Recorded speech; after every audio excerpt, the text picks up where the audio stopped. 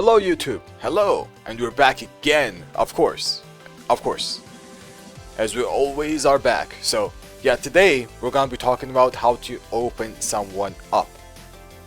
So let's start. First things first, we have to understand what this means. There are three ways to open someone up. One way is to make someone press a button, right? You're playing neutral normally, and when you want to open someone up in general, the opponent is going to be doing nothing, usually, right? And they're going to be going backwards, mostly. So if you want to open someone up, three ways to do it. One is to make them press buttons, because if someone presses buttons, they are opening themselves up, because buttons usually will have some sort of counterplay or some gap in their offense for you to exploit and then, punish them for it. That's one. Second is you make them duck. If you make them duck, that means you'll be able to use mids on them, which usually your mids are your go-to moves. You want to use mids on your opponents. So if you make them duck, that's a good thing. You just open someone up. And the last thing, the third thing, is you make them sidestep. Because when they're stepping, they cannot block. Right? When they're stepping, they can't block. They can evade some stuff depending on how they step, but they cannot block. So this is the three ways to open someone up. This is very important. And also very important to consider is that you don't always have to open someone up. Most people will do it themselves. What do I mean by that? What I mean is that people will press in their own, right? By their own. So you don't always have to be looking to open someone up if you don't have to. If you have to, that's what they're playing defensive. They're, trying to guess a little bit more, trying to block it a little bit more, whatever. Right, but whenever they're pressing, let's say this gym player, right? Let me just make the gym player press a little bit. Let's say the gym player is already pressing this kind of sequence. Example, right? Just one example. So this, for example, has this gap right here. So if you sidestep to the right on the 1, 2, 3, if only I could electric, you can sidestep right and then electric, right? There we go. So this is one gap in their offense. Just this, right? One. There's also another one. Even if you block this, you can actually sidestep here and do this, right? You can also sidestep the down forward one. Another gap in their offense. There we go. So you sidestep this. You can also sidestep the other one. Obviously, you can't sidestep. If you know what you're doing, this will work. But if you don't know, you can't really exploit this. But there's also a last thing. You can also duck this last thing. So this is just one example of what your opponent might be pressing, and this particular sequence, what Jin is doing, has three gaps. One is after 1, 2, you can sidestep this, 1, 2, 3. 2, after 1, 2, 3 block, you can sidestep the down forward 1 if you do it correctly. I didn't do it correctly there.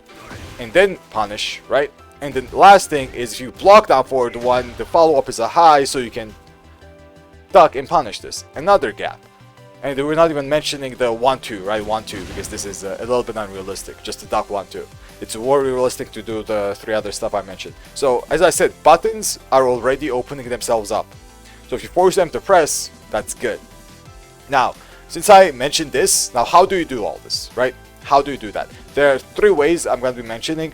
A simple way, not so simple way, and a little bit more complicated way. So let's start with the simple one. The simple one is lows.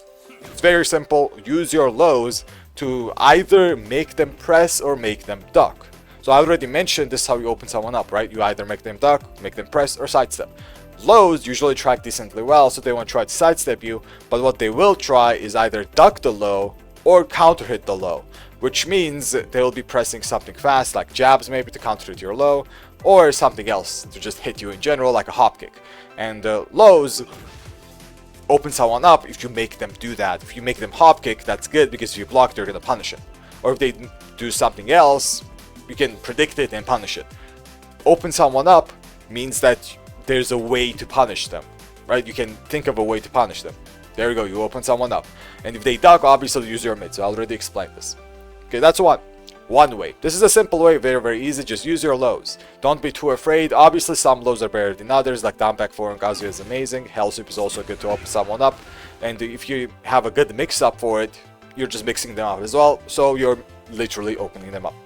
Okay, that's one way to do it. The second way to do it is to use your plus frame mids. Obviously, lows as well, plus frame lows, that would also work, but plus frame mids and plus frame highs and plus frame lows, basically plus frame moves in general. So if you use your plus frame moves, let me just make the Jin block. they will be forced to kind of, what's the word? Take an action, basically, right? They have to do something. They'll be forced to make a decision. That's a little bit more accurate. So the decision here is if they want to keep pressured, like they are, especially at the wall, right? Do they want to keep pressured, keep being pressured, or are they gonna risk guessing here, especially at the wall, as I said, like for example, wall splatting mid? Are they gonna keep guessing?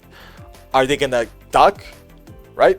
Are they gonna press to counter at you, or are they gonna step? So this is a very, very good way to control someone's stepping. The previous way, they don't really step as much, as I said, because lows usually will track decently well. Exceptions, but still. The second one, this plus frame moves, this you'll be able to predict their sidesteps and open someone up via sidestepping. Well, one of the ways anyway. They can also press, they can also, you know, guess, but this is another good way to open someone up. You use plus frame moves like this, even, I don't know, electrics at the wall can work. Outside, pushback won't really work. At the wall, it will work. So stuff like this. Any heat dash moves, for example, you do forward forward 2, this is also +5. For now anyway, season 3 is going to be pretty soon, but yeah, it's +5. So these kind of moves, you can open them up and guess what they're gonna do. If you think they're gonna sidestep, you can use an anti-sidestep strat after your plus frame move. Let's say after forward 4, you can use a back 4, which is a homing move. Or after your CD1 +2, you can use back 4, which is, you know, homing move. Or if you think they're gonna sidestep a particular way, you can also use particular moves to track that side after your plus frame move. Right, so this is how you open someone up via stepping. You predict that they're gonna sidestep, and then you hit them. Because they, as I said, you cannot block while you're stepping. They can sidestep block, but the sidestep is still vulnerable. The little sidestep, right? Before they block, they're still vulnerable. So they successfully open them up, but now it's your job to actually exploit it. Okay, so this is the not so simple way. It's not as simple as just use lows, as I said previously. Now the third one, this is the most complicated part. The most complicated part is mind games. So mind games, I already explained what they are in my previous videos, so you can check that out. I had 2 parts. I made a playlist, by the way, Tekken general guides. You can check that out, and it's right there. So check those 2 videos out to a little bit more detailed explanation. But for now, mind games, basically you can use mind games with strings and pushback. Similarly, like something like this. Let me just use Jin to demonstrate, because Jin has a little bit better mind games when it comes to that. Pushback mind games is something like this. Let me make him block. So you see the distance between Jin and us, right? So whenever you use stuff like this, the opponent kind of wants to come near you to take their turn. So this is what you call a pushback mind game. I explained this as well. So use stuff like this, use pushback, and then basically determine what your opponent is gonna choose. They might come near you and then press a button. They might not do anything. So, and stuff like that is very important, because you can do stuff like this, right? Forward 4 into electric, or forward 4 into backdash electric. These are a lot of stuff that can open someone up, because the pushback makes them think that they have to come close. But if they come close, they're gonna opening themselves up because they're moving forward, obviously. And if they press a button, even better. So this is one way. The second way are strings. Strings are something like this, like 1 2 3, 1 2 4. Like these are all strings, right? So if you do a 1 2, for example, they might freeze and expect the 1 2 3, or sidestep, like I already showed. This is steppable, and not do anything. So 1 2 becomes a string mind game, basically, because they're guessing if they're gonna finish or not. A good example of this, it's not 1 2. This just, I just used it. It's 2 1. So 2 1 into 2 1. These are just a very, very strong move for Jin, because 2 1 4, they have to guess if you're gonna finish this or not. So what they're gonna do is usually do nothing. They're just gonna stand there, which means you can use this mind game to open someone up, because they're just gonna be standing there, which means you can use lows, which is the first way to open someone up, right? You're free to use lows now, but since it's a mix-up, now you can also use mids to mix it up, because they're not doing anything. But the moment they start doing something, you also successfully open someone up, because they are pressing buttons. Or if they're stepping, you also successfully open someone up, because they are stepping. So this is what you would call a string mind game. And back forward 2 is also a great example of this, especially since back forward 2 tracks really well. Like the better the moves properties are, the better the mind game, obviously. So back forward 2, delay 3, very good. Back forward 2, they might not do anything, so you just continue your offense. You do stuff like this, basically, and you're basically mind gaming them 24/7. So they have to make a decision to either press, maybe backdash away, maybe sidestep away, maybe down jab, maybe press something else, hop kick, high crush, right? So you're gonna be opening them up because they're gonna be hesitating. This is what you would call a little bit of a mental stack, right? They're gonna expect this, they're gonna expect this, they're gonna expect just this. They might think you're gonna do this into another one or do this into the fourth one, so if they might get countered or hit in general if they try to do anything. So this is mind games and how you open someone up with mind games. As I already said, I already explained this. I have 2 parts about it. I'm actually thinking about making a 3rd part really soon, either the end of this week or next week, the start of next week. So yeah, look forward to that.